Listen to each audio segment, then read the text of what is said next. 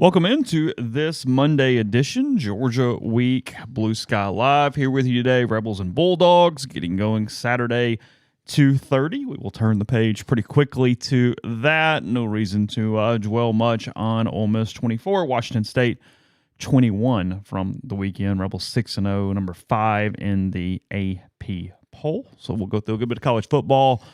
James Franklin out at Penn State. Owed a lot of money in the process. Discuss that a little bit and just kind of catch up from the weekend here with you and with Blue Sky every single day. Blue Sky locations throughout the state of Mississippi, up and down I-55, throughout North Mississippi as well. They'll take care of you with Sweet Daddy stops at most of those locations. Look, not a home game for a few weeks. Almost had a bunch of them. Haven't been on the road but once, and that was at Kentucky in week 2. But you can still take care of their catering. You can let them handle your dinner. Got kids' activities, got stuff going on. Let them handle that for you. Again, Sweet Daddies and the Oxford Exxon. Blue Sky Live here with you every single day. And again, coming to you from the Clark Ford studio. Clark Ford's in Amory, Mississippi, 662-257-1900. Corey wants to be your car guy, wants to be your truck guy. Heath will take care of you. So give him a call. No matter where you are in the car buying process, he'll help you out. He'll move you in the right direction, be honest with you, give you the right decision-making thoughts there with Clark Ford in Amory. And again, all guests appear on the Campbell Clinic hotline. They do. I was, for the people who wondered, Chase was buying me time because I was transferring my parking. I was downloading my parking pass for Athens. They sent it via text on a number that I didn't recognize on Thursday, so I never opened it. Now I just saw it, so I was handling that. Everyone joins on the Campbell Clinic hotline. You would think I have this ad read memorized by now. You would be thinking wrong. I never know it. Yeah, I struggle From fractures and sports injuries to complex spine and limb conditions, the pediatric orthopedic physicians at Campbell Clinic in Oxford are the only specialized pediatric orthopedic team in North Mississippi providing expert care for growing bodies.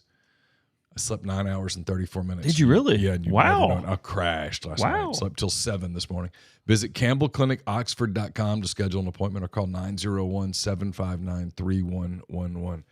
Yeah, I've slept so much that I'm overrested now, and I'm used to being You're tired. Groggy. You're kind of out of it now. I'm awake. Are you? Oh yeah. Normally when we start, I'm a little groggy. Hope everybody taking advantage. You could have made this like North Face weather, quarter zip weather this morning. Got a little chill in the air going. Just this morning. No. Just this morning, though. Would have been justified to pull it out of the closet. I mean, I'm going to tell you guys now. I mean, hornlegend.com. I got all the vests, got all the quarter zips, got the stuff going there. I mean, you could have pulled it out. I almost did. I was real close and went, no. It's going to be a little warm, middle of the day this week. It's not false. It's just turning, and the mornings are getting slight bit of crispness going on there with you. So again, hornlegend.com, got plenty of cold weather gear. Choose MPW Digital on the drop down. We'd appreciate that. Hornlegend.com.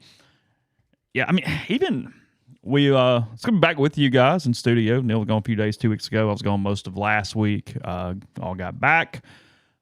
And for the most part, back on schedule for the foreseeable future now, outside of just work trips that are necessary for covering things. So yes.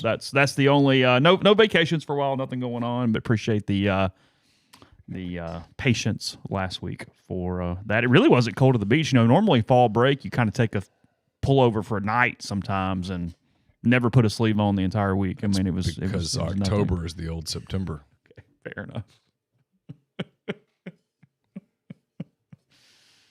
I freely tell people when I'm wrong. Uh-huh. I got that one right. We're a month off. Yeah. I have nailed this. From when I was a kid to now, the calendar has backed up. Makes sense. We live on a big rock throttling through space in a giant, frankly, infinite galaxy. Things do change. The galaxy is not infinite, but yes, our solar system, our entire... From our galaxy to the neighboring galaxies, we could just go on and on and on. That's correct, yes. So... To the best of our knowledge, yes. I will not get political here, but it is one of the reasons that it would stand to reason that things will change. I mean, I did ask the other day, is this a week we can convert over to chili? Is it chili weather yet? Can I go to the chili? I was told no. Yeah, Laura was told no. Laura was talking about soups yesterday, and I was like, it's just too hot for soup. It's too hot. I told a version of the story on my show with Ben on Sunday, but if the awesome state trooper is listening who helped me out coming back from the trip over the week, I do appreciate you after getting my my warning when I should have gotten a ticket last week. So we've debated whether or not that was potentially a listener of that. I think probably so. So yeah, it could be. Yeah, could be. Caught quite a break. Yeah, I think so. I have so much to get to here. Frankly, not making a joke, James Franklin. Good day to be James Franklin. Well, we always talk about that. He's going to have options. $49.7 million not to work. It gets mitigated by whatever he makes moving forward. But he cannot work for $49.7 million. All right. Penn State will not pay him $49.7 million. He will make somewhere probably 20-ish because he's going to get a job. Okay, so that is my question here. And I do want to start here because I think this is more big picture than just discussing the minutia of the Penn State job, which I don't necessarily care about that much. Don't really know enough about it to get into it. Exactly. I don't know. Here's my question, though. And I think I was wrong I think I was wrong mostly. I think I was almost entirely wrong outside of what you just mentioned.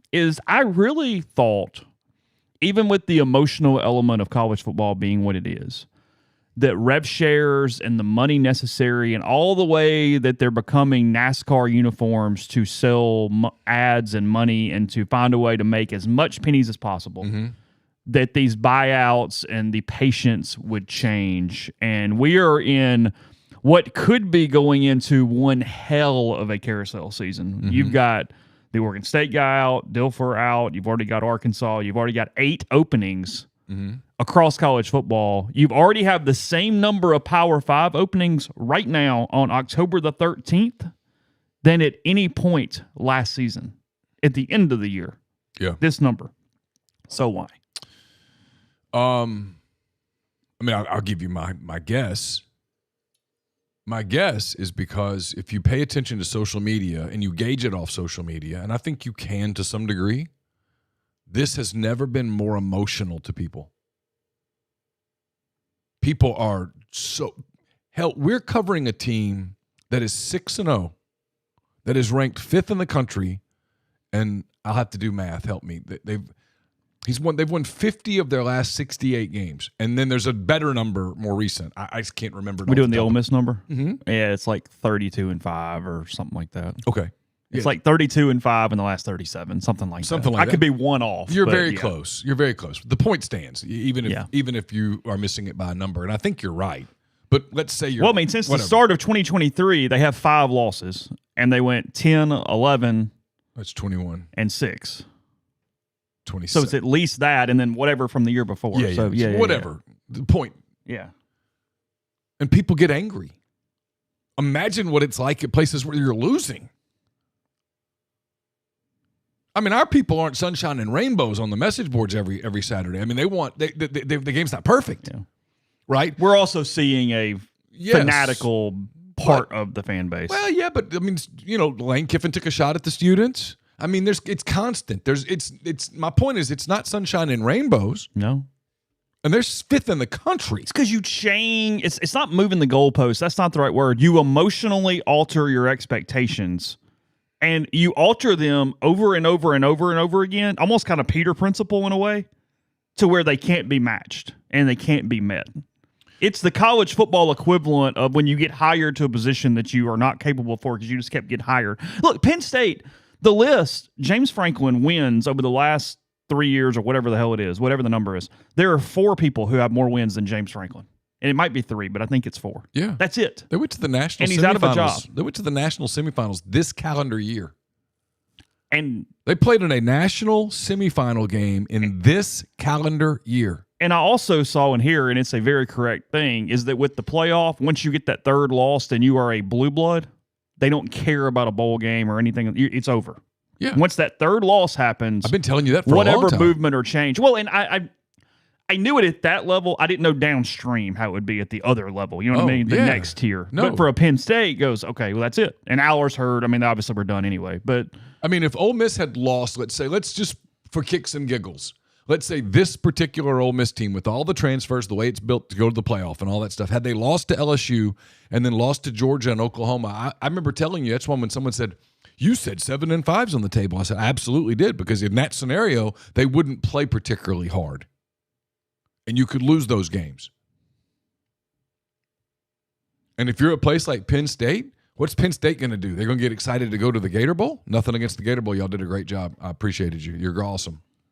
I mean, Jacksonville was amazing in January. People couldn't have been nicer. But Penn State's not going to take a bunch of people to the Gator Bowl. A bunch of kids are going to opt out. You've created a system that is playoffs or bust. And I think I agree with Tupelo here to an extent. I still think expectations continue to rise, because there's a lot of reasons we could get into why the expectations will continue to rise for Ole Miss should they make the playoff. But for right now, making the playoff is this line of demarcation for Ole Miss and this baseline of going, okay, once you get there, there will be a little air released from the pressure, just simply to go, okay, now you're there. Yeah. But again, you do that a couple of years and don't win a game, and it's going to be, hey, you're paying Lane at that point $12.5 million a year. Why are you not winning a game in the playoffs? Well, I mean, not to pick on Mark here, because he's one of my favorite callers. He's a great dude. I appreciate him being a subscriber and on our site. But, like, Tennessee made the playoff this past season. And, you know, he was talking about the expectation there is to make the playoff again. I just think that's the deal. Yeah. And BWL's not wrong. Fans getting charged so much for everything, you're going to be more demanding. Sure. Because even if you enjoy the hell out of the games, you're going to be a little more pissed off with the money you're spending to do it. It's human nature. It's not, it's anything. No, well, and that's why. But to answer your original question, it's because of the emotion. People aren't making rational decisions. And someone, I suspect, I don't know this, I've read a little bit about it, but I was busy yesterday, so I didn't read a ton. My suspicion is that some people over the course of the past 10 to 14 days put money together and told Penn State, here's the money, here's what you got to do, and so they did it. And like you said, you probably are only trying to really raise 20, not 50, knowing that he's not taking 4 years off. Well, look, at a minimum, he's the leader in the clubhouse for the North Carolina job, which is open. If he'd like it. The job's open, and it's his if he wants it. If you told me that James Franklin was on the short list for a potential opening at Florida, I'd believe it. If you told me he was on the short list for a potential opening at Auburn, I would believe it. James Franklin will be coaching. Now, you can question whether he can win big games. What you can't question over the course of time is that he is a consistent winner. He's a very good football coach. He's only 53 years old. He won at Vanderbilt, and he's now won at Penn State. Now, did he win as big at Penn State as people want him to consistently? No. But again, in January of this past season, it's where I heard people go, James Franklin sucks. And I'm like, he just coached in the national semifinal. It doesn't. You can't have it both ways. You can't go, okay, well, he did that, but he still sucks. Okay, so their 3 losses are to Oregon, UCLA, Northwestern, and Northwestern. Yeah. I mean, okay. I'm not excusing the losses, but I'm just getting it through my head. And they took Oregon to overtime. The ball was on the ground to be recovered. Yeah. I mean, this is where they're potentially number 1 in the country if they win that game. I say this kind of lovingly, but college football's stupid. I mean, they're going to be number 1 in the country if they recover a fumble. They were. Yes. But once you lose a game, but it's okay. I mean, hold on. Go ahead. Once you lose a game in this era, the kids start going, well, you know, maybe we're not going to go as far, and they just kind of stop playing a little bit. You fly all the way across the country to go play a UCLA team that hadn't beaten anybody, lost to New Mexico. You look at Ole Miss. They had not led going into that game. Ole Miss was. Look, Washington State was not going to score on that final drive, but had Washington State scored on some freak touchdown, they win at the end of the game. They lost to North Texas by 40-something points. You don't think the Ole Miss kids they weren't focused. They said, we're not going to lose. We're 30-something point favorites. It's a hard sport. Yeah, you're paying the kids. They're professional athletes. They're still kids. I live with a 19-year-old. Even if you gave him a bunch of money, he's still 19, Chase. I mean, I live with one. I have a 22-year-old in my family who makes pretty good money for a 22-year-old. She's still 22 years old. These are still young people. It's very volatile. You see it all the time. He lost, and then once they lost the second game, everyone was like, screw it, we're done. They didn't even play. They lost to Northwestern. If you're going to criticize him over a loss, that's the one. That you couldn't keep them together at all after that loss. But we've created a playoffs, and I'm not saying it's wrong. But they were still in the playoffs at that point. Kinda.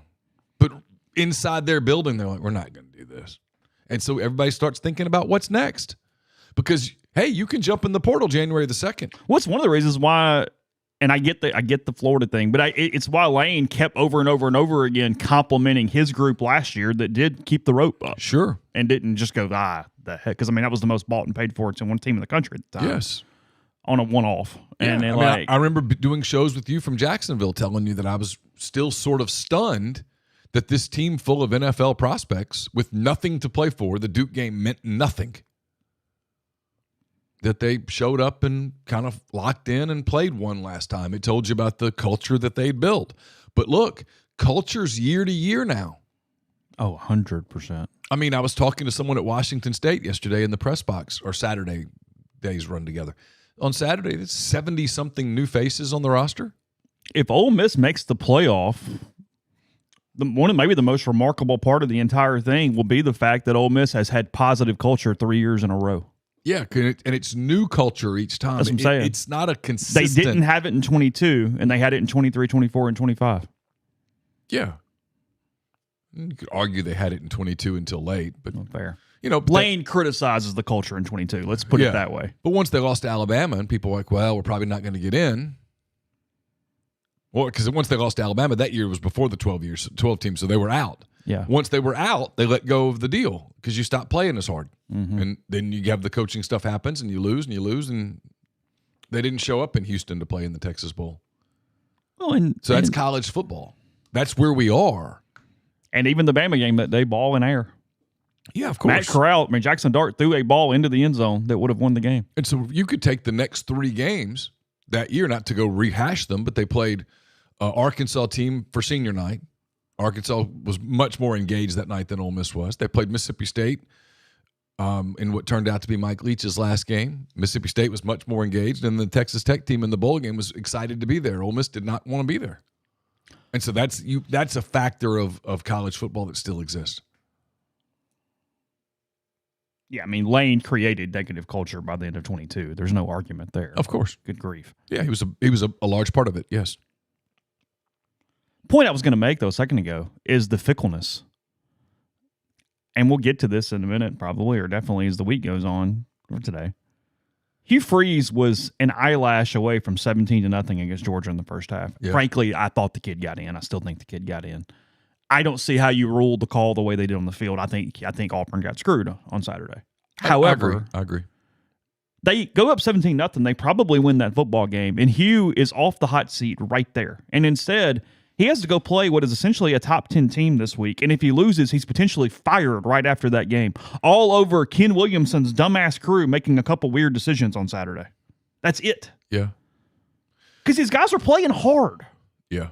Like again, this is not a pro Hugh Freeze comment. Just in general, I watch Auburn and go, they're playing hard. They are, but they're limited. It's his fault he didn't get a better quarterback. I'm not absolving Freeze. I'm just saying how small these margins are. The argument to fire Hugh Freeze is one that I can make easily. Oh yeah, no doubt, I get it.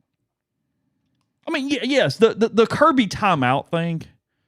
Kirby is the one coach in the country now that Saban is gone, or in the SEC, that intimidates officials into calls. I can't be talked out of this in any capacity. Yeah. He 100% intimidates them, and they just go, okay. Because it was either a timeout or a delay of game. Hey, which one you want? You want the timeout or you want the penalty? No, we're going to reset the clock and let you just proceed from here. Well, huh? It's my get ready for it Saturday. I don't want to spend the entire post-game show on it. It's going to happen, so just prepare yourself. He's going to intimidate officials into calls. It is what it is. So, yeah, I'm kind of with Grind and Steven about teams that play hard. Yay. Oh, no doubt. I'm not a pro Hugh thing. Right. I guess my point is I thought he would have lost them. And maybe he does moving forward, but I love Mizzou Saturday. Oh, I do too. Yeah. And he did it. I'm kind of curious of Grind's thoughts here because Auburn got very discombobulated following that fumble touchdown thing. Yeah. Committed a bunch of penalties in a row. I think it was like 5 and 7 plays or something. A couple of them ticky-tack, but the momentum had gotten going in that. They did lose it for a minute right there. It's easy to dislike you. He does that false thing, and then I don't curse, and he's caught on camera cursing. I don't do this, I don't do that, and yeah, you do. And, I mean, like I told you yesterday, we were having this conversation. The officials are human. I'm not excusing the calls. I'm just saying they're human. And I'm kind of in the middle with this. I'm just reading through the stream right now, and we'll go to break. We'll come back in a second. I mean, Will says, I'm also in a position if you can't score after you're up 10. And I completely agree. And I hate that argument that, well, hey, you just won by 17, it wouldn't be a problem. It's like, well, you don't have to win by 17. Like, I do hate that you have some things happen. And the answer is, well, had you just scored 4 more times? Well, okay. But yeah, at the end of the day, you're playing a really good team. You shouldn't have to blow them out to win the game. Yeah, I didn't see enough of it for me to really comment on what happened in the second half other than, frankly, I woke up and saw the score and was surprised because I think it was 10-0 Auburn when I fell asleep. Oh, they dominated early, and it was, I mean, everything flipped right there. Because and here's the truth: if you're going to make the call you made, Georgia should have had a touchdown. The guy was never down. He grabbed the ball and ran 100 the other way. Yeah. So they actually made the one call that was the most incorrect of any potential call there at that point. Some people asking, can you have the same crew 2 weeks in a row? I have absolutely no idea. I don't know. Yeah. I've been asked that 5 or 6 times, and I do not know the answer to that. So, I mean, I have the really unpopular take as it pertains to SEC officiating. It's bad, and I don't know that there's a hell of a lot they can do about it. I mean, I really don't. They don't. There's not a long list of people signing up to officiate games. Fewer than ever at every level. I don't know if you try to make them full-time employees, how many of the current people will even do it. A lot of these people are successful people outside of officiating. I mean, it's probably crisis is too big of a word, but they have a problem that's not easily fixed. And look, when they have good ones, the NFL snatches them up because the NFL pays more, a lot more. Yeah. And I don't know what the SEC can pay or whatever, but I don't think the money is infinite. But it's not a fight that I'm willing to go argue with people about all day. I don't know. I have heard from people that it's a more complicated problem than just, hey, make them full-time employees. But the other thing I was going to say is, like at Auburn, at Penn State, we always make fun of this, and I get it. We do a podcast, and it's funny and haha. Not just we, but everybody, right? Yeah. You can make fun of it all you want, but I say this all the time because it's true. Reality is whatever the local perception is. It's true. We in Mississippi, here in Oxford, Mississippi, where you and I really don't know the intricate details of Penn State football. I have no idea. I've never been there. You don't know, I don't know. Not at all. We're completely ignorant to it. If you live there, the expectation is that you should be playing for the national championship every year. Okay, that is the reality. I have covered Auburn 6 years as a beat writer, multiple years as a columnist. I've been around the program pretty much my entire adult life. You've been to Auburn a bunch of times. I've been there a lot. The perception locally is that should be a top 10 team every year, yes. every single year. That is the perception. And so when you're not that, locally, the perception is that you are dramatically underachieving. Even though I can look out here from the outside and go, well, when Alabama's good and when Georgia's good and when Tennessee's good, it's going to be really hard. None of that matters. None of that mitigates the perception locally. And so all of these jobs are really difficult. And so you have these situations like this with Franklin getting fired in October and a real chance Hugh doesn't make it to Halloween. This is happening everywhere. The perception at Florida is that they should win nationally, despite the fact that you can make a rational argument that, well, you've only won with 2 legendary coaches who win everywhere they ever go. Mm-hmm. I mean, Urban Meyer won at New Mexico. Steve Spurrier won at Duke. Steve Spurrier won big at South Carolina. He went 10 games. He kind of put up Lane Kiffin-ish numbers at South Carolina. Played Cam Newton in the SEC title game. You haven't done that since. You know, I mean, Shane Beamer's not a bad coach. You know, I've said this. Florida's job is indicative of who the coach is in every way. Dan Mullen is a very good football coach, and he was very good at Florida. Except if you're there in Gainesville, Ocala, you have a completely different view of it, and that is the view that ultimately shapes the decisions that are made. Yes. It's the part where everyone tries to be a national expert. You can't, because you don't live in all of those places. You're not there. You don't know what the emotion is day to day. And the truth about college football is that for as professional as it has become, as expensive as it has become, as fans don't know who the hell those little guys are running around in their uniforms are, it might be more emotional today than ever before. And I think that's the social media thing. It's where people rub it. I told you this yesterday. It's my observation. I don't have a team, and so I watch. And it's my observation that people would much rather their opponents be miserable than them be happy. Not a criticism, just an observation. I love it when my opponent's fans are miserable. Social media generation. I mean, I saw the picture yesterday. The Brewers beat the Cubs. The Brewers, in their team picture, literally held up the L flag. Did they? It's crazy. We would not have seen that 10 years ago.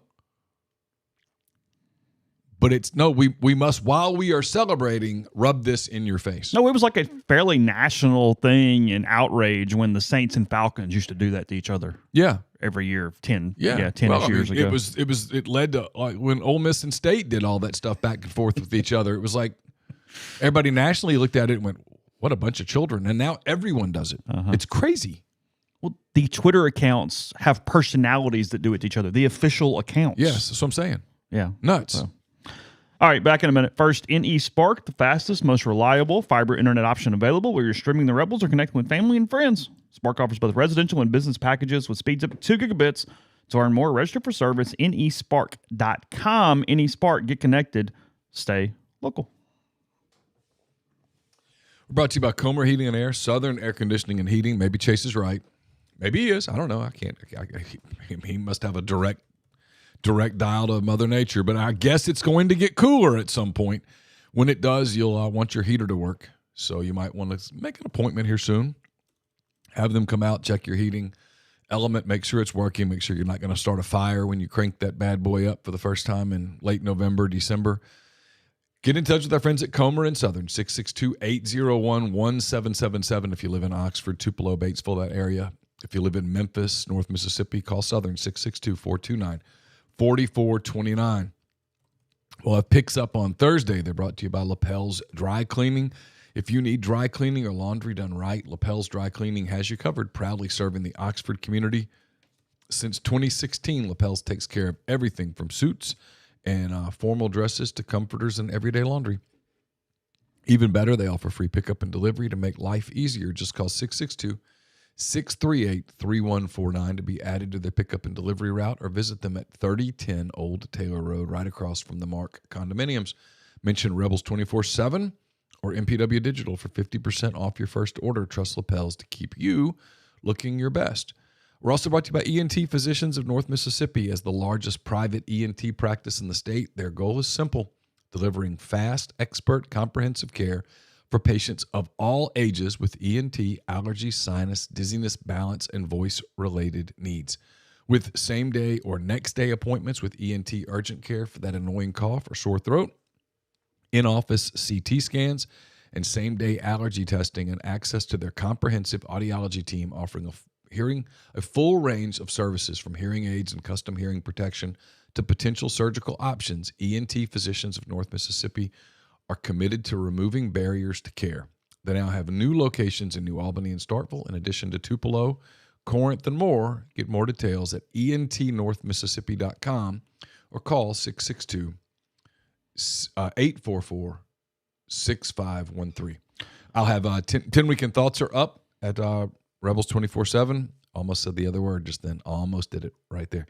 Are you retiring soon? How long should you wait to take Social Security? What accounts should you pull from first? Are you already retired? Should you consider Roth conversions? These are just some of the questions that can only be answered with the personalized retirement income plan. Andrew Seago Wealth Management, sponsors my 10 Weekend Thoughts. He also specializes in helping folks just like you come up with their retirement game plan. Whether you meet at his office in Collierville or prefer Zoom from anywhere, schedule a free discovery meeting. See what they can do for you. It's rebelsretire.com. Podcast also brought to you by the Jackson Graber Group. That's GMFS Mortgage. John Graber here in Oxford. You got housing stuff going all over the country with all these buyouts. But here in Oxford, he can help you. Local trusted mortgage lender. Help all home buyers with first home, new construction, refinance. Graduate from Oxford High, Ole Miss alum. Knows the local market. In-house processing, underwriting, services, and construction here locally as well. Don't have to deal with people that don't understand your area and region. Licensed in multiple states, buying a home, refinancing, or just mortgage questions. That's gmfsmortgage.com, 662-762-4502. Okay.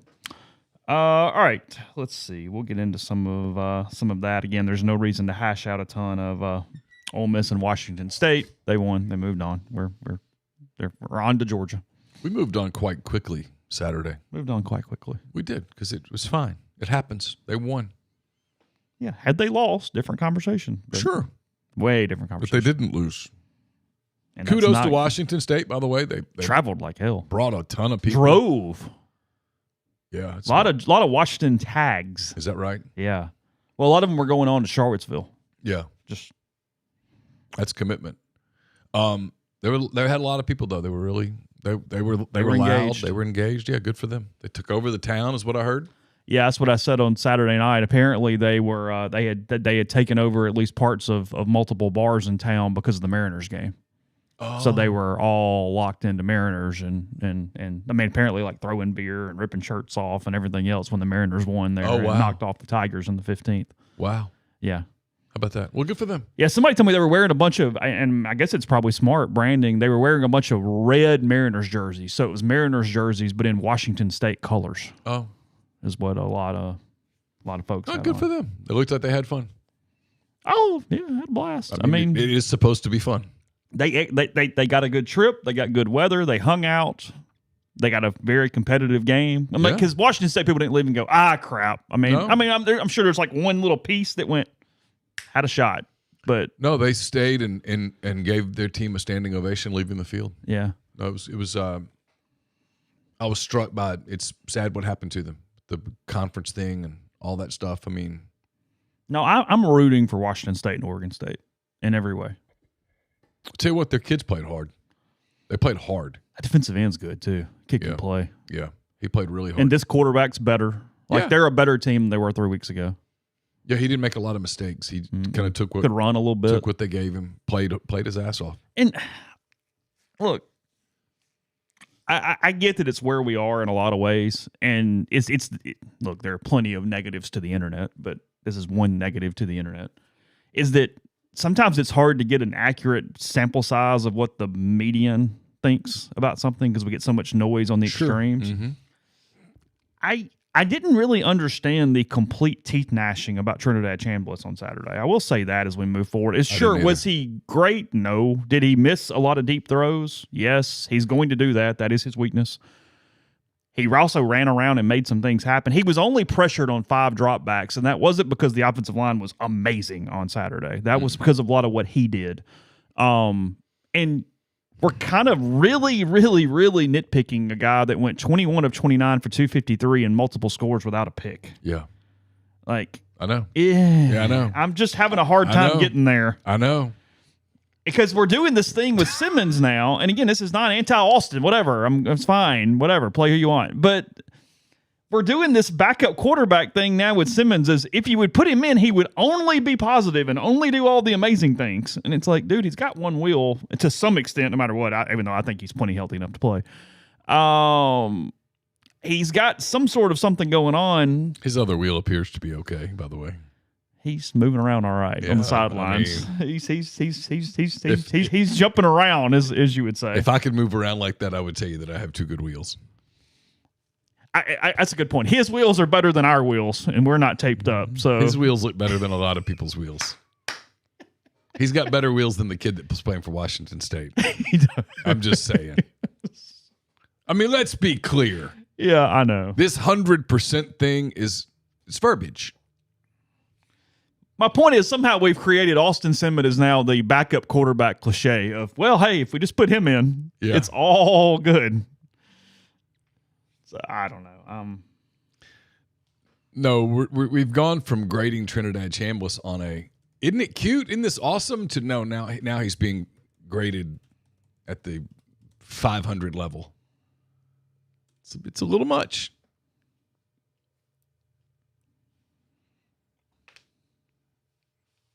You know, I mean, we're going to find out a lot over the next 12 days. There's no evidence that Trinidad Chambliss is on a short leash. There is zero evidence. Maybe he is, maybe he isn't, but there's no evidence of it. Lane was asked, I think Michael Katz asked him if at any point Saturday he thought about going to Austin. And his entire answer was about Trinidad. He did not address Austin at all. He mentioned AJ last night. I don't know. If you made me guess, I would guess that Trinidad's the quarterback unless he gets hurt. I still maintain my prediction that there's a new quarterback in Oxford next fall. Yeah, I'm with you there. If I'm wrong, I'm wrong. It won't be the first time I'm wrong. Probably won't be the last time I'm wrong. But that's my guess. You want to go ahead and put that hot board out? You want to go ahead and write some names down? Yeah. I wouldn't even know where to start, really, because if I gave you 3 yeses, you wouldn't feel confident? Because I think if you gave me 5, I could get it. All right. I'm not doing it out loud. I'll do it out loud. I don't care. Here would be the okay. Let's do it this way. You're like, oh shit. Here we go. No. No. It's fine. Let's play. All right. The ones that just kind of make sense in general without even sourcing. Nico Amalava. No doubt. No question. He would be the first person I'd put on my list. DJ Lagway. Yeah, I wouldn't have a lot of confidence there, but yes. If I've got 5 guesses, I'm putting him on the thing. Damon Williams. Yeah, for sure. I'd put Lenore Sellers on my pipe dream list, but he's going pro. Right. Because if he were not going pro, I would have him number 1. Yeah, but he's going pro. Yeah.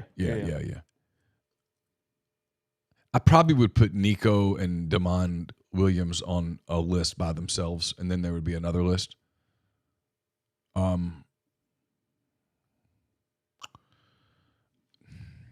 then after that, it's people I don't know. And look, I don't know what the budgets will be. I don't know what it'll cost to get a quarterback. A couple people who have puncher's chances of being correct said there's been some tire kicking on the Cal quarterback. Oh, yeah. Well, the last Cal quarterback to transfer someplace is doing pretty well. So, but I'm with you. I don't think the current quarterback is on. I mean, the next year's quarterback is on the roster currently. I don't either. I just don't. I really hate Ole Miss doesn't play Tennessee next year though for a Nico Lane game against the Volunteers. I think it's on the bingo card.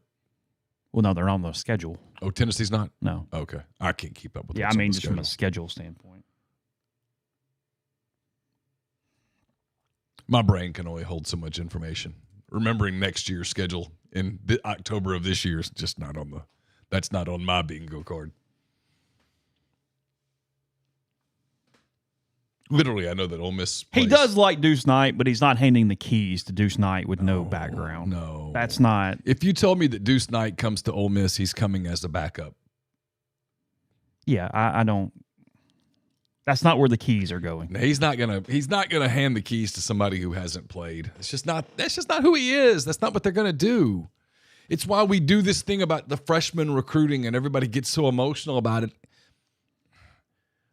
Freshmen don't play at Ole Miss much. Winnie Watkins. I mean, what freshmen are playing at Ole Miss right now? Winnie Watkins is playing a little bit. Yeah, I mean, I have to really think about it for a minute, honestly. Yeah. I mean, let me pull it up. Hold on a minute. Yeah, I mean, I got snap count for you. Genuinely curious. Okay, on Saturday, freshmen who played. Snap count analysis, rebelgrove.com. Oh, my God. Oh, see, you did it. Rebels247.com. RebelGrove.com's dead right It's now. dead. It doesn't exist. It died. Rebels 24/7. Well, I had somebody last night go, "Hey, I need some business cards," and I'm like, "I don't have any because I haven't replaced them. I don't have any." So, no running backs. By the way, Kewan Lacey didn't just go 24 for 142 yesterday. That cat had 4.08 yards after contact per rush on Saturday. He was a beast. 4 after he was touched per rush. You know, that fourth and... It was the biggest play of the season to date. Because they might lose that game if he doesn't get that. And he gets stonewalled, redirects, and finds a lane. Huge play. Yeah. That was the play. It really was. It was very reminiscent of the Judkins, Arkansas 4th and 1 from 2 years ago. Yeah. Where, I'm not saying Arkansas wins that day but they would have had a real shot. A real shot. He forced 14 missed tackles on Saturday by himself. No, he was excellent. All right. So, Winston Watkins. Okay, so that's one. And he played how many snaps? 24. Okay, so 24 snaps. Played 24 snaps. He had a bad day, but he played 24 snaps. Okay. No offensive lineman. Nope. No defensive lineman. Nope. No linebackers. Hell, they don't have but about 3. They played 6. But it's a flimsy 6 because I'm making Perkins and Princewell linebackers in this. It's flimsy. Sure. Because Princewell doesn't guard people. No. He rushes the quarterback. And no DBs. It's a veteran defensive backfield. Yeah, no DVs. I guess Bird is the punter, is technically a freshman. That counts. Sort of, yes. Sort of. They play one freshman. One. Yeah, so when people do this recruiting thing, where's the 2028? Shut up. You're out of your mind. I mean, you can pretend that stuff's meaningful. It's not. We'll cover it. We'll cover it because we have to cover it and you guys want it. But we're not going to pretend that it's breathless. It's not. They're going to. The portal's breathless. Portal's breathless. Portal. This is a program that is built on the portal. Whether you think that's a good thing or a bad thing is up to you. Do you know how portal. many snaps in the entire defensive backfield? The entire defensive backfield went to anyone who was on the roster last season. I didn't say freshman or signed out of high school. I said on the roster last season. Not many. And for reference here, I am listing all those positions back there collectively. And I'm mentioning 66 plays per person. So we're talking about... Well, I know Sage Ryan played a lot. We're talking about 400, give or take, snaps. Wyatt Williams was at ULM last year. He played a lot. This is not my... I'll save you time. Did Chris Graves play? Chris Graves played 36 snaps. Okay, That's it. That's it. Wow. And Chris Graves came in as a Clemson wide receiver. No, Miami. Was it Miami? Miami. A Miami wide receiver. Yeah. Jalen Braxton, 30 snaps. Ricky Fletcher, 30 snaps. Kapina Gushigan, Washington State, 55 snaps. Sage Ryan, 57 snaps. Antonio Kite, 66 snaps. Wyatt Williams, 66 snaps. That was the secondary. Turns out ULM had a pretty good team last year. Ahmad Hardy and Wyatt Williams. Yeah, a couple dudes. I mean, we weren't so bad. By the way, credit to Antonio Kite and Chris Graves. I know it was Washington State, and I get they were a little limited throwing the football. But those two dudes played, let me do the quick math, 73 combined passing downs on Saturday, and Washington State threw at them collectively one time. Wow. Yeah. One pass defended between them playing the two corner spots. But I mean, this is my argument. And when people get on us and go, you guys don't cover recruiting the way it should be covered, we cover the hell out of the portal. And that's who plays on these teams. They're not playing freshmen. So you can talk about freshmen until you're blue in the face. They don't play. Andrew Jones transferred from Grambling. Yeah. Doors. That's who he is. It's where I push back, and I get a little, not emotional about it, but people get on us like they come after us about recruiting coverage. So I think when people in our industry write 2028, I think it's intentionally meant to mislead you. If they wrote high school sophomore, you would not be as interested. Now, the numbers say you're not interested anyway. How much? Chase pulled this up. Of our top 75 stories from September 1. September. It was August 30th. August 1 to September 30th. No. I picked week of the first game. Okay, August 30th to September 30th. Of our the top 75 stories that got opened, meaning you guys started it. One was about recruiting that wasn't a commitment. You read commitment stories. And there was like 2 or 3 of those. But yes, it was one that was not a commitment. You don't really even care analytically about the story about Joe Schmo from wherever took a visit and it felt like home. But in December, you really care about portal commitments. You read the hell out of that. Like, we can't write that enough. And we know it. Yeah. But it's interesting. Just so you know, our decisions aren't made out of laziness. They're made out of analytics. You like in Liberty, New Mexico State on Thursday night when you lock in, or Tuesday night, tomorrow night when you lock into that. You good? Liberty or New Mexico State? Liberty minus 10.5. Give me Liberty, I guess. I didn't even realize the ALCS was going on last night. I didn't turn Carly Ann had like an activity last night. I brought her home. I turned on Chiefs Lions until I saw the Chiefs were winning, and then I turned it off because I don't like Kansas City and I like Detroit, so I just didn't watch. And I did not. That was kind of it. I did not feel great. My parents came over for dinner. I did not feel awesome. I took a shower and I got in the bed a little after 8, and that's all I remember. Woke up at 7:07.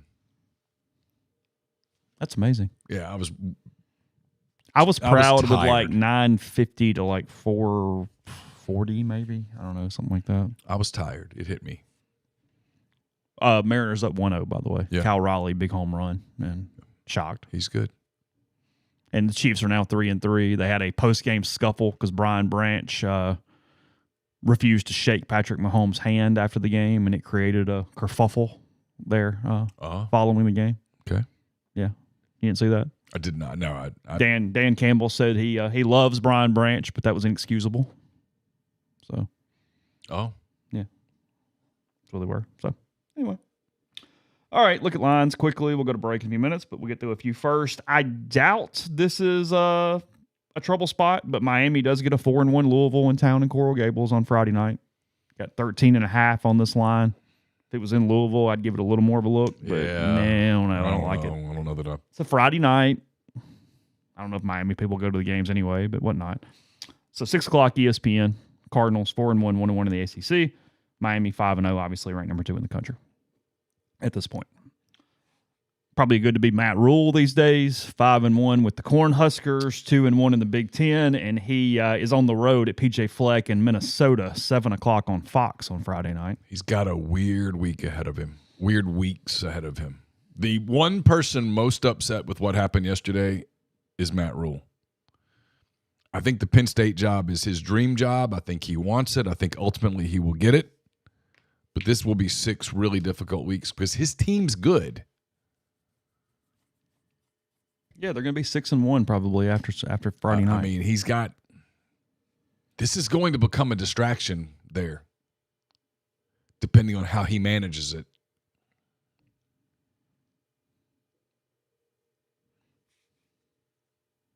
Oh, well, good point, Tupelo. Sorry. That started the thing, but Branch actually punched Juju in the face. I apologize. I left out a pretty important that is a part of that. Dan Campbell was not mad about not shaking Mahomes' hand. Sorry. Let me rephrase that entire. Thank you. Yes, I did see that. I just. Other than that, how was the play, Mrs. Lincoln? Well, he didn't do anything. I mean, outside. Yeah, so. Come on. North Carolina and Cal on Friday night at 9:30. I know nobody's really excited for that. The Bears hosting the Tar Heels. I plan 10.5. I plan to be asleep in my hotel room by that point. Bill. I mean, he's gone. He's gone. They're not. They might keep this charade up for a few more weeks, but line jumping pretty good on the Ole Miss Georgia game, up to 7.5. Started at 4.5. I think. Yeah, 55.5 on a total. Look, I don't know what I He expect. knows infinitely more football than I do. Tyler thinks this is a better matchup for Ole Miss than Oklahoma. I just can't make that make sense in my head. Yeah, I can't either. Again, maybe I'm missing something. Sure. Yeah, I know I'm missing something. I'm not pretending to be altruistic here. I just don't. I just don't. I think Oklahoma is the game they win of the next 2. If you told me they went 1-1, I agree. That's what I think. We'll see. If the football gods dropped in here right now and said, hey. Ole Miss is going to be 7-1 playing Carolina. Yeah, we're not going to tell you which one they win, but we are going to tell you for your betting purposes, if you want to go try to make some money, Ole Miss is going 1-1 in the next 2 games, and then they poof disappear. I would say they beat Oklahoma. Yeah, that's what I would say. I wrote this on Saturday, and I believe it to be true. I think all 3 potential outcomes are very much on the table. Yeah, I think they could win them both. I think they could lose them both, and I think they could split. But my guess, if you told me that I had to get it right, and I will pick them as the weeks go on, is 1-1 where they went over Oklahoma and they lost to Georgia. I think I'm in the same boat. I want to see Mateer again. Who do they play this week? Are they off or they play? No, Oklahoma plays at South Carolina. Okay, I want to see him again, but that's kind of where I am right now. Oklahoma's a 3.5-point road favorite in Columbia. I don't hate South Carolina in that game. They don't suck. No, and they have some potential. It's fine. It's almost kind of a weird look on Beamer a little bit because they feel like they should be better, even though I thought all year they were going to flame out and not be that 10-win team that everybody thought. But see, I'm with Wicked here. Oklahoma can't run the ball. I think the way to beat Ole Miss is just to run it at them, and I think Georgia's going to run it. Like, I'm interested to see, can Ole Miss stop Georgia's running game enough to put the game in Gunnar Stockton's hands? And on the other side, at some point, Ole Miss has got to take some of the pressure off Kejuan Lacey. They're going to have to.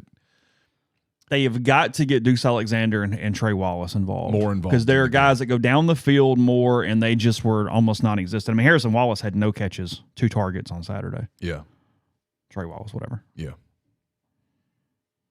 I feel like I'm back in 2006 again when it was Mike Wallace and Burnell Wallace, and it was the same dude.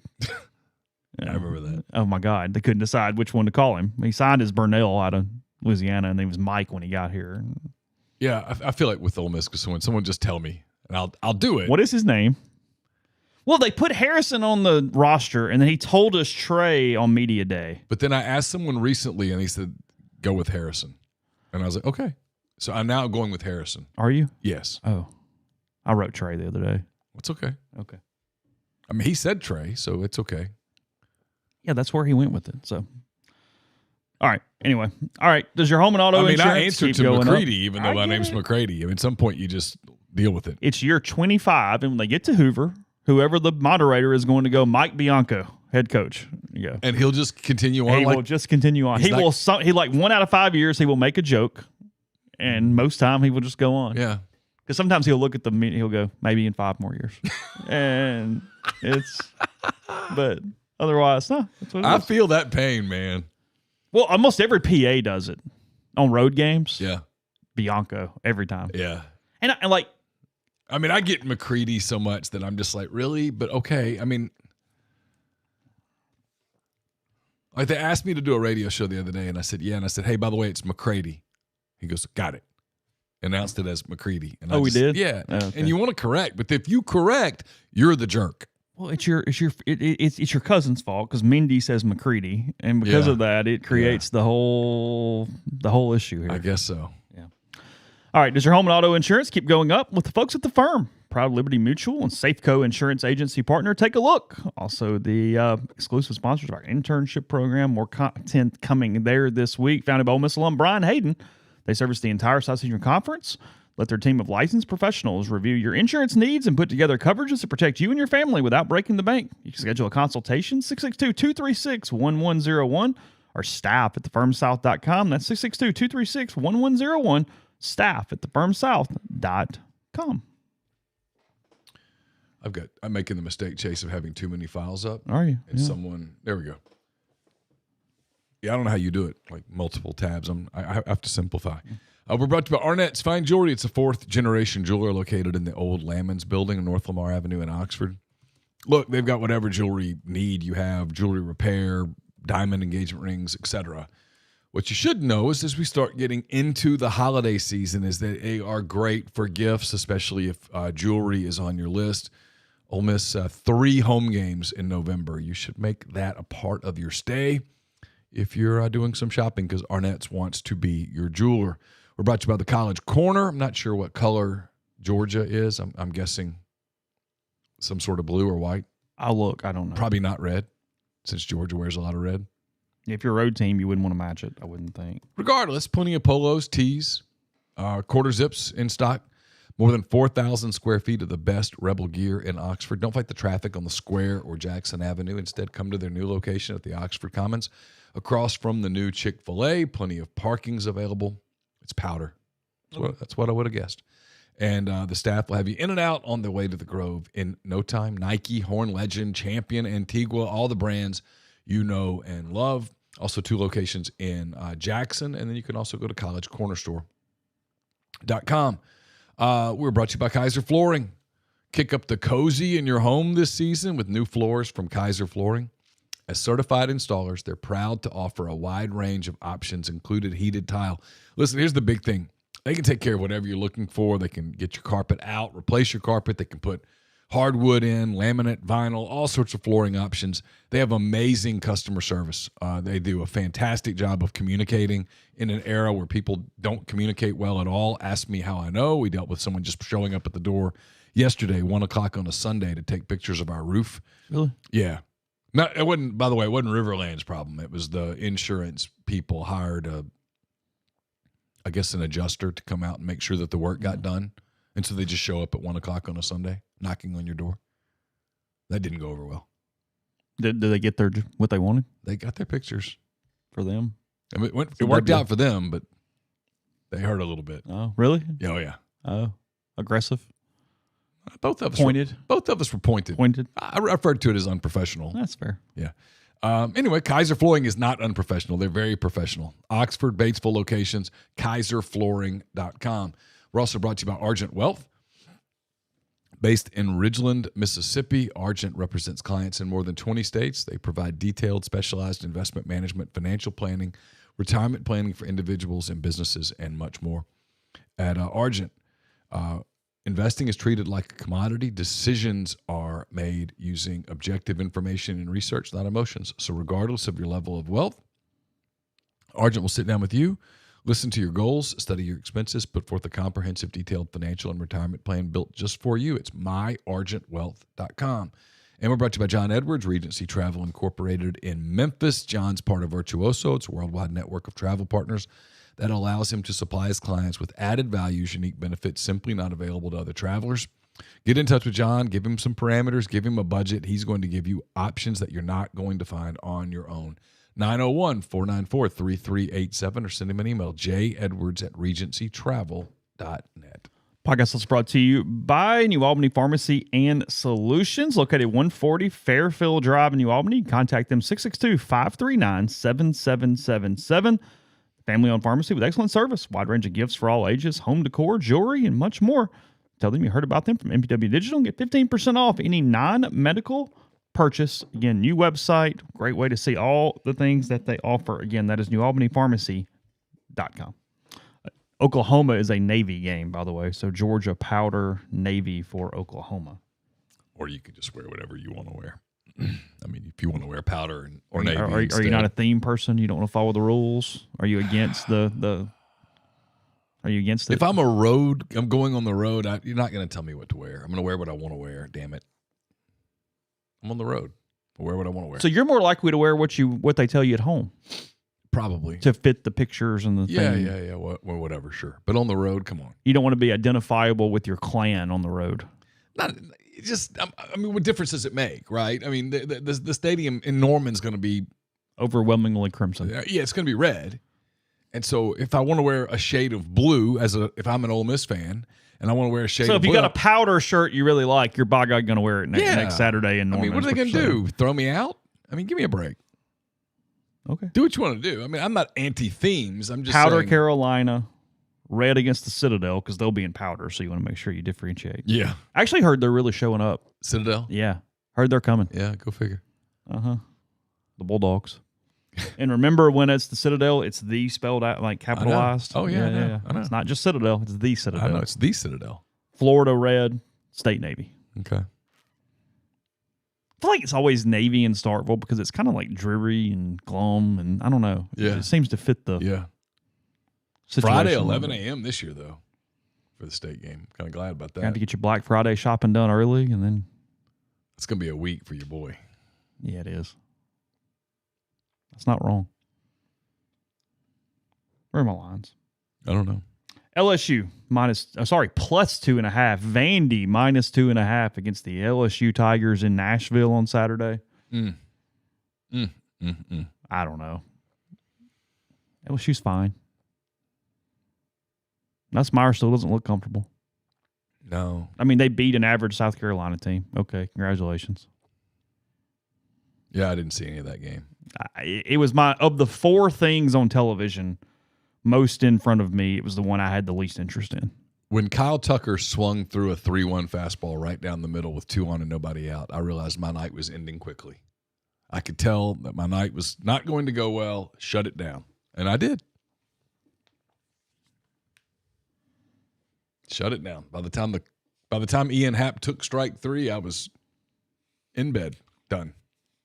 Tupelo says a lot of chatter about a lot of Ole Miss fans going to the Egg Bowl. Tell me your record, and I'll tell you whether a lot of Ole Miss fans are going to the Egg Bowl. Yeah.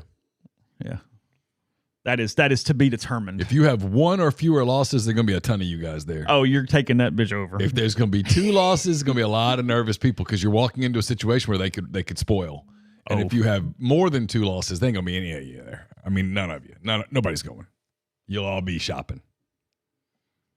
Getting you TVs and stuff and all the other great deals. Be rough.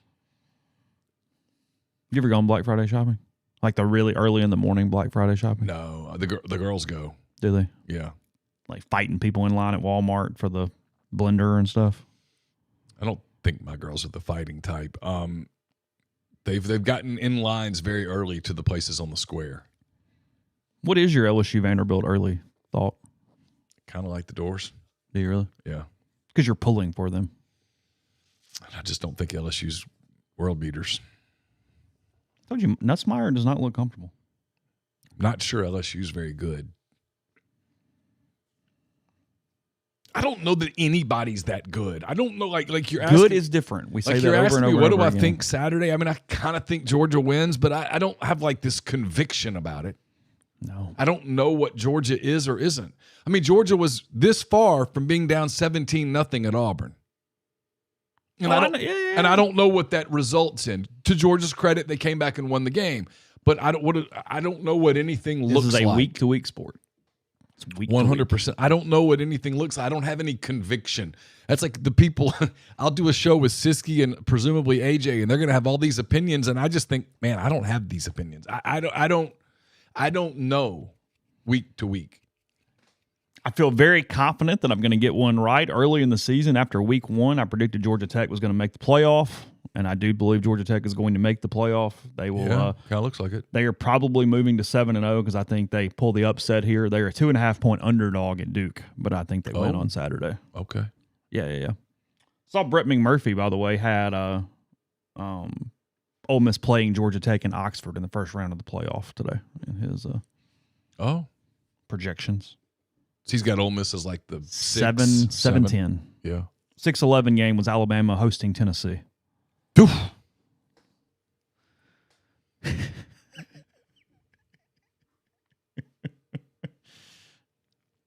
He had A&M winning the SEC.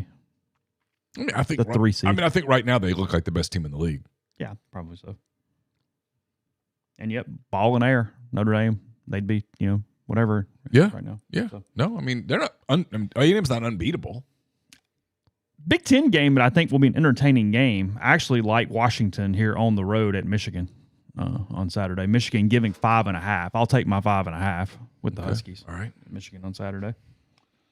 Big 12 winners game. Arizona, Houston 4-2 against 5-1. Houston minus 2.5.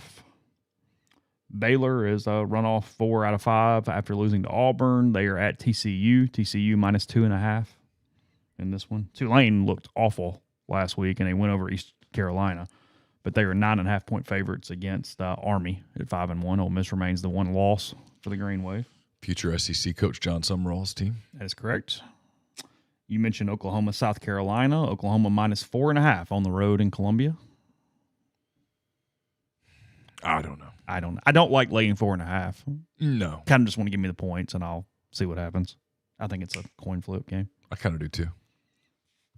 The world is kind of ending here. I agreed with Mike Bianchi in a column he wrote yesterday.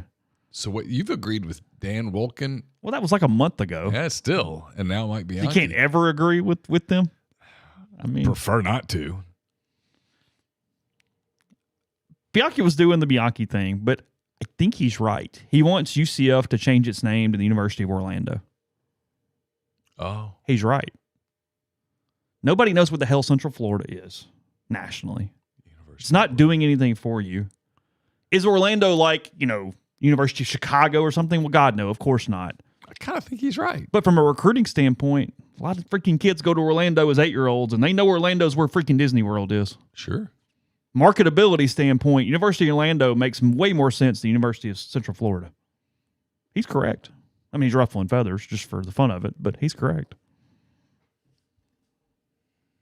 Just because he's a jerk doesn't mean he's wrong always. No. He's usually wrong, but I don't hate that take. I'd have to think about it a little bit. It's a huge school, tons of students. Yeah. It's like one of the top 10 in this country or something. Yeah, it's huge. Yeah, what's their enrollment? And it's actually on campus enrollment of that. 69.8. Wow. 70,000 students. Undergrad enrollment 59.6. Unbelievable. They must kind of do what? Let me see here. Like, must let everybody in. Yeah. Must not be I'm assuming. Must not be a difficult application process. It's the ULM application.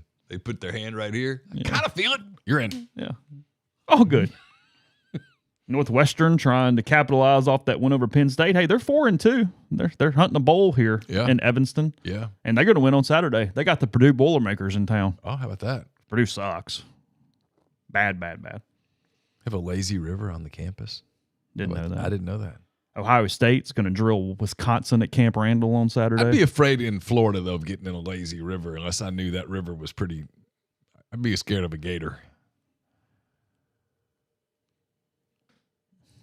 I'd have to know for sure that it was chlorinated and everything. It's why I was careful. I get that locally there's also an enrollment situation that most everybody get in. I get it. Again, no stones, just pointing out. You guys ain't exactly. Y'all, I mean, y'all might be using one of those big colanders, but pretty much everything's getting through. It's 98%. Yeah. Not everybody. I mean, I pity the 2%. Not everybody. Like, dude. Have you considered a career in the military? When are they firing Fickle? I would assume soon. End of the year, though. I mean, Iowa beat their ass. 37-0. That was the last I saw. Something like that. You could make the argument Indiana's the number one team in the country. They are at home against Michigan State on Saturday. That schedule is cake the rest of the way. I mean, the Indiana-Ohio State Big Ten championship game will be interesting.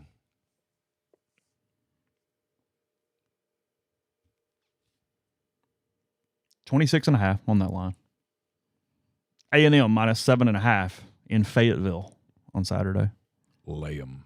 Arkansas had a pulse against Tennessee. They did, and they played really hard. But they are what they are. They're not good defensively. And I don't know that you can do third downs against A&M the way that they did Tennessee. Yeah. Arkansas on the offensive end plays really hard. Give them a lot of credit. Taylor Green played really hard. Yeah, Indiana's locked into the playoffs, no doubt. They're in. Absolutely. I kind of love the A&M game as a I kind of think A&M wins big. Okay.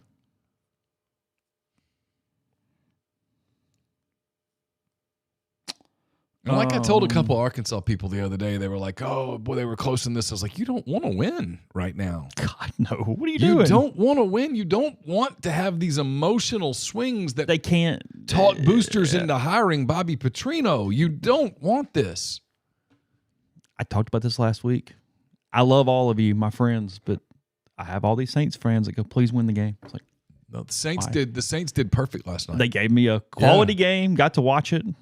Rattler's been fine. Not a franchise quarterback, for God's sake. Shut up. But he's fine. He's keeping you competitive and letting you lose. I do like Drake May. Yeah, good. He's good. Mm-hmm. I like him. Not bad. I get SMU's not last year's SMU, but I can't lay 9.5 with Clemson against SMU this weekend. No, and look, Rhett Lashley at SMU is proving why you don't fall in love with these jobs. It might not be doable at these places long term. You know, if you have SEC options, you might just consider them. Mm-hmm. Yeah, I don't. 9.5 feels like a number right there. Don't like it at all. Wicked says James Franklin to Arkansas. No, if you told me James Franklin's in the SEC next year, I would say it's Auburn Or Florida. Yeah, I'm with you. I think Auburn's where I put my money, though. it's where I'd definitely put my money. Yeah, I think so. All right, last break real quick. Chicory Market, chicorymarket.com. Josh Neal Creamery, joshnealcreamery.com. They're located in the same place right there on North Lamar, Midtown Shopping Center. Tons of people in Chicory over the weekend, filling up in supplies back yesterday, even after everybody in town over the weekend. So if you're filling your Airbnbs, VRBOs, if you're just local and you want to get quality local, a lot of organic products, prices have gone down as well. They're in a collective now, which is allowed for cheaper prices through Chicory Market. So again, that's chicorymarket.com. You can see all the specials, everything they have going on. Go ahead and pre-order your turkey. They have 2 different local farmer turkey options for you when Thanksgiving does get here. So again, really just peruse the website. You'll find plenty of ways, whether you're from out of town coming in for the weekend or locally as well, to take advantage. That's chicorymarket.com and then joshnealcreamery.com. Remember, it was catering orders. Plenty of home games left. Still got Florida, South Carolina, the Citadel. Almost got 8 of those bad boys this year. So write them down. Remember, they feed 20, 40, or 60. Again, joshnealcreamery.com. Get the beautiful, healthy smile you deserve at Corinth Dental. Dr. Bubba McQueen, Dr. Jenny Beth Hendrick are devoted to restoring and enhancing the natural beauty of your smile using conservative, state-of-the-art procedures that will result in a beautiful, long-lasting smile. From routine checkups to advanced treatment, including implants and Invisalign, Corinth Dental is here to help you achieve your smile goals. Schedule your appointment today. Take the first step toward a better version of yourself. It's corinthdental.com. Located in the heart of Cajun country in Broussard, Louisiana, Parish Brewing Company's simple goal is to make awesome craft brewed beer. I would argue they do it quite well. Don't take my word for it, though. Try it yourself. They have a Ghost in the Machine, Dr. Juice. They have a great Oktoberfest, Pilsner, Pescado. They have lots of really quality brews. Whatever beer you're looking for, look for Parish Brewing Company. You'll be quite glad you did. I'll have a mailbag to you on Wednesday. That's presented by Art Hayes, Sotheby's International Realty. Are you thinking of making a move? Put the power of Sotheby's to work for you. As a licensed agent with Sotheby's and a supporter of all things Ole Miss, Art can help you buy or sell in your hometown or anywhere in the world. No charge to you. Seriously. So call and ask Art how. 612-805-5929 or email Art at arthur.hayes@lakesmn.com. And finally, if you're looking for your new favorite Ole Miss hat, look no further. Hovey hats are high-quality headwear that will have your friends asking you where you got them. Take a look at their collection of Ole Miss hats at hoveydrygoods.com, HOVIDRY goods.com. Grab your favorite hat at hoveydrygoods.com, made for Rebs by Rebs. Podcast also brought to you by G&M Pharmacy, 662-236-2222. They deliver locally in the Oxford area, and they offer medicine, few prescriptions, same time each month, and take care of you. One trip to the pharmacy, one delivery. You have everything you need when you need it with G&M. So again, whether that's in Holly Springs or Oxford, 662-236-2222. What is that? Okay, sorry, got distracted for just a second. Texas Tech minus 10.5 on the road at Arizona State. It's the 4-2 Sun Devils, not the Darlings like last year. No. And Texas Tech is the best team that the Big 12 can buy. So we'll see where it heads. They're in a little bit of mess over the weekend because, frankly, their fans are kind of idiots and throw a lot of things. And they got penalized twice for throwing tortillas on the field. And then Lance Leipold at Kansas is pissed because he said that a Texas Tech fan threw a pocket knife onto the field at one point toward their sideline. Well, that would piss me off, too. Yeah. In fairness. And Joey McGuire must have known it was true because he defended Lance being pissed off in the post-game press conference and said he was justifiably angry. Yeah. So said hopefully they have new policies in place moving forward. I mean, what are you doing? You could hurt somebody. Don't want to. So stupid. State going to get Florida this weekend? 9.5. Gators. If it was in Starkville, I'd pick State. Yeah, I don't like them in Gainesville. I don't like them in Gainesville. I don't know if that 9.5 number now, but I don't like State. Florida's pretty good defensively. I don't know. That's a weird. I wouldn't touch that game. 52.5 on a total for that game. By the way, Southern Miss is 4-2. Credit to them. Yeah, they've played okay. He's good. He's a good coach. He's good. Yeah. UOL not good. 2-4. That's too bad. That's a shame. You have no true animus. Hey. You are annoyed with them when trying to make everybody call them University of Louisiana. Incredible. That is actual animus. Incredibly. Okay. Oregon's going to get right against Rutgers this weekend. 16.5 in Piscataway. Yeah. This weekend. Although, I'm just telling you, Rutgers, scrappy. Washington State, as we mentioned, they're in Charlottesville on the CW at 5:30 on Saturday. Yeah. 17.5 to the Hoos. I saw this take. I had this take anyway, and then I think I saw Brandon Walker have it, so I'm not stealing it. I thought about it, but I agree. Virginia being a future SEC darling, potentially, you need Tony Elliott just to kind of keep winning if you're Virginia Tech. Because, like, you don't need any kind of, like, head-up stuff here, like, from a coaching standpoint or whatnot. And, I mean, Elliott's kind of got this thing rolling. I like what he's doing at Virginia right now. 17.5 on this line. They're going to go to 6-1. They're good. Like, he's done a phenomenal job at a place that has a hard time kind of caring a lot of times. I wonder how much they'd care if they started playing SEC. I don't know. I love Charlottesville a lot. Yeah. Like, Virginia is kind of one of those teams. I go, yeah, I'd like for you guys to be good. You're fun. Like, they even might be sort of my ACC team that I pull for in a weird way. Kind of across the sports for the most part. I don't remember who they hired in baseball. They hire an assistant or they go out and hire somebody after Mel Connor left? Way down the wrong tree here, aren't I? I mean, okay. Fair enough.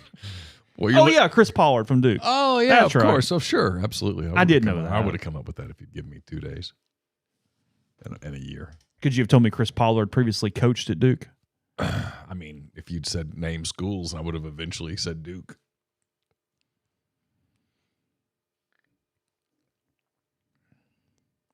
Look, I do my best with college baseball in the spring. I watch a lot, so back off. But I watch SEC baseball so that I can be conversant on this show. I watch a lot of it. I'll turn it on this TV. But you're not flipping on Virginia against Florida State for an ACC tilt in the middle of April. Not one single pitch, no. But I do watch SEC series. I'll have Texas A&M and Auburn on in here, and I'm watching. I would advise Steve Sarkisian to beat Kentucky and Lexington on Saturday. 11.5 on this line. And he will. He will. Yeah. They played well. They were good. Defensively, they were very good, and Arch managed a good game. And they are good defensively. Yes, and he managed a good game. He did. Like, they got beat by Florida, but Lagway played really well. Lagway was good that day. Penn State now headed to Iowa without Drew Aller. Who cares the rest of the way? I mean, Iowa's going to get him a dub. Iowa minus 3.5 on the line here. UCLA, by the way, minus 2.5 now against Maryland after they win again on Saturday.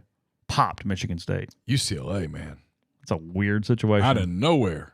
We talked about it on the postgame show. I think 90% of the casual college football collective thinks that Jerry Neuheisel is the interim head coach.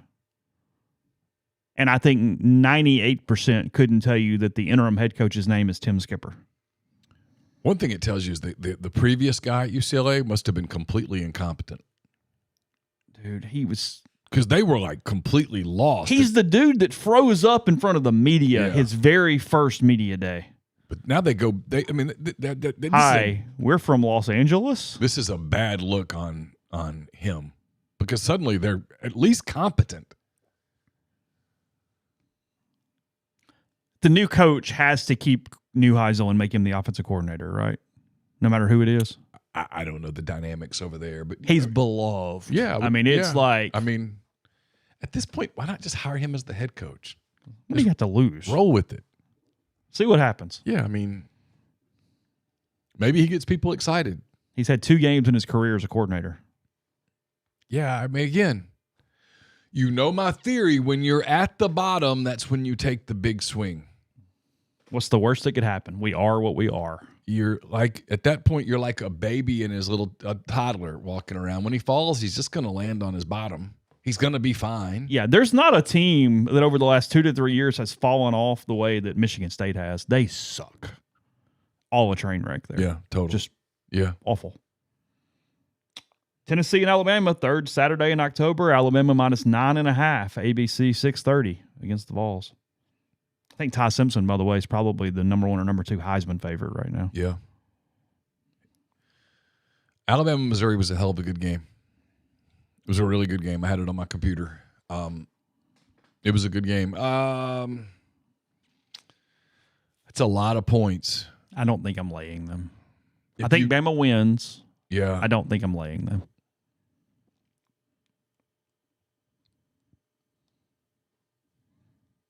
We'll see. We'll talk about it as the week goes on. Yeah, I don't know. Can SC get Notre Dame in South Bend on Saturday? Probably not. 8.5 on that line. Feels like a game where Notre Dame's defense makes a difference. And then I do not want to be Hugh Freeze on Saturday because I think they're getting beat by Missouri, even though Auburn is a 2.5-point favorite in this game. I love Missouri here. I do too. Missouri played well against Bama. It was a close game. There won't be a big letdown. They'll keep going. I think Eli's done a really good job there. And look, he's got some Auburn ties. I don't know that he'd be a fool to leave Missouri for Auburn, but you think Drink would tell Penn State no? I just don't know him well enough. He's got a really good gig where he is. I mean, he's beloved. I mean, they give him whatever he wants. He's got a huge budget. They're redoing their stadium. Fans show up. I don't know. I mean, here's what I was told yesterday. I was told that both Lane's name and Drink's name are going to come up at Penn State, and that it's nothing but cover. Lane is not going to Penn State. No. In no world. No. Do you know how cold it is up there? But it's one of those things where you float stuff because number one, right now, if you're Penn State, you're trying to buy time. Yeah. And so throw a bunch of crap out there. You fly some names out there so the media go with some different names. And then once you get to game week, you do the weekend, you get the games, and then you're just trying to get to November. If you want just a fun game, 7 o'clock on Fox on Saturday, Utah at BYU. Oh, yeah, for sure. Utah 5-1, BYU 6-0. Two good teams. Utah minus 3.5 in this one on the road in Provo. I don't hate BYU here, but we'll see. And then when Neal gets back to his room, needs something at 9:30 on Saturday night, Florida State at Stanford at the Farm. I think I'll get back that early. I'm 30 minutes from Athens. I haven't covered a game in Athens in years. The last time I covered a game there, I remember the traffic just still being horrible hours later. Mm-hmm. I haven't covered a game there in a long time. The worst part is waking up on Sunday going, I got to do 10 thoughts and I have to drive. That's okay. How many thoughts can you do ahead of time? Like 2 or 3. Oh, not long more than that. No, but we can manage it. If you've got a fall baseball thought that you'd like, feel free to hand that bad boy over. This would be a great week for you to go, hey, here's a fall baseball thought. Yeah. Okay. I'd be pleased. All right. We will hit some NFL stuff tomorrow. We'll look at some more college landscape things as well. Big loss, by the way, for the 49ers yesterday. Fred Warner, the all-pro linebacker, out for the season for the Niners. It was already starting to kind of turn on him anyway, but that did happen. Might be Daniel getting fired this week, maybe soon. Yeah. Is that the next? Is he the first casualty? He's got to be, right? Feels like it. They lose to the Chargers yesterday. Panthers beat the Cowboys yesterday too, by the way. He's done a pretty good job without much to work with. So anyway, all right, NFL tomorrow, more coming up. Rebels 24/7 in the meantime, and we'll talk to you then.